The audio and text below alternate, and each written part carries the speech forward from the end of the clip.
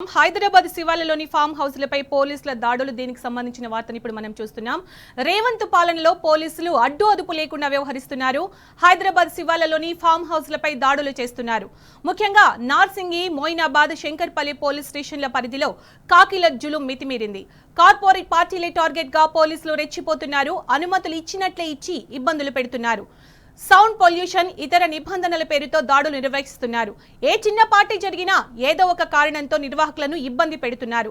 తాజాగా మొయినాబాద్ పిఎస్ పరిధిలో ఓ corporate party జరిగితే నిర్వాహకులను పోలీసులు ఓ రేంజ్ లో సతాయించారు.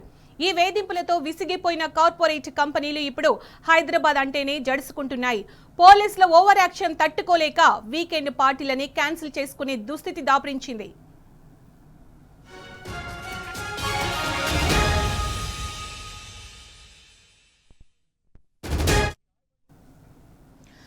ఫామ్ హౌస్లపై పోలీసుల దాడులకు సంబంధించి మరిన్ని వివరాలు మా ప్రతినిధి భాస్కర్ అందిస్తారు. భాస్కర్, పోలీసుల దాడులకు సంబంధించి మీ దగ్గర ఉన్న వివరాలు ఏంటి? ఫామ్ హౌస్లపై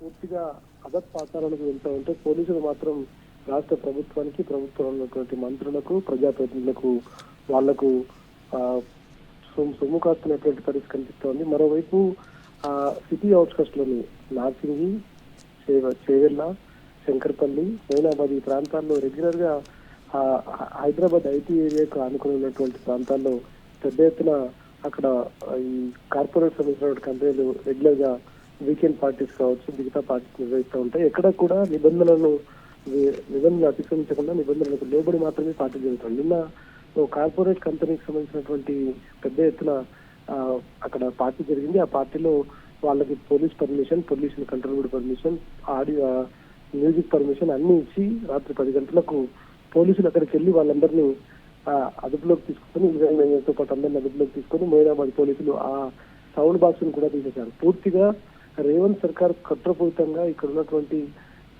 చేవెళ్ళ ఏరియాలో ఉన్నటువంటి శంకర్పల్లి, మొయినాబాద్ ఈ ఏరియాను పూర్తిగా ఎడారిగా తయారు చేయడానికి అక్కడ ఉన్నటువంటి వాటినందరినీ కూడా ఆయన పెట్టుకున్నటువంటి ఫోర్త్ సిటీని ఎక్కువగా ప్రొజెక్ట్ చేయడానికి ఇట్లాంటివి చేస్తున్నటువంటిది నార్సింగ్, మొయినాబాద్ ఉన్నటువంటి చాలా మంది ఫామ్ హౌస్ ఓనర్స్ కావచ్చు, చుట్టుపక్కల ఉన్నటువంటి గ్రామాల ప్రజలు కావచ్చు తీవ్రంగా మండిపడుతున్నారు.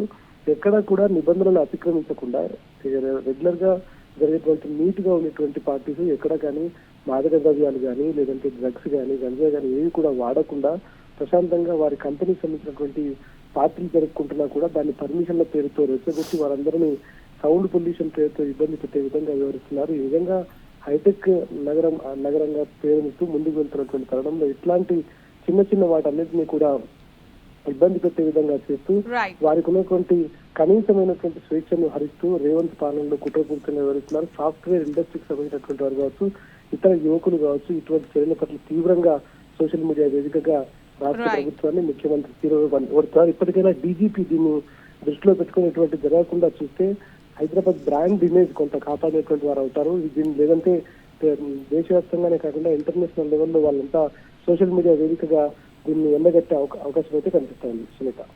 Right Bhaskar, thank you.